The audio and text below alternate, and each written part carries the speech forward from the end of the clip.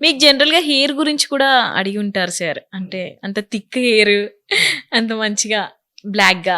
జనాల్ని మనం చీట్ చేద్దామా, నేను హెన్నా వాడతాను. అంటే నేను సొంతంగా తయారు చేసుకొని, అంటే నాకు చిన్నప్పుడే వైట్ హెయిర్ వచ్చింది. దానికి కొంచెం రీసెర్చ్ చేస్తున్నాను బ్లాక్ అవటానికి. కానీ ఆ థిక్‌నెస్ అయితే ఉంటది సార్ థిక్‌నెస్ ఉండే చాలా. కొలది ఇంతకు ముందు కన్నా బాగా థిక్‌నెస్ పెరిగింది. నేను ఒక ఆ! ఫార్ములా కనిపెట్టాను. నా మీద ప్రయోగం చేసుకొని బాగుంది. అది వర్కౌట్ అయింది. గ్రోత్ బాగా పెరిగింది. ఏజ్‌తో సంబంధం లేకుండా గ్రోత్ వస్తుంది. ఇక బ్లాక్ అనేది మారాలి, టైం పడుతుంది. 20, 25 ఏజ్ వాళ్ళకి ఇక్కడ బాల్ హెయిర్ వచ్చేస్తుంది. హ్మ్. మీరు 50కి దగ్గరలో ఉన్నా అసలు థిక్ హెయిర్ సార్ మీది. చాలా మంచిగా ఉంటుంది. దాని మెయింటెనెన్స్ కంపల్సరీ.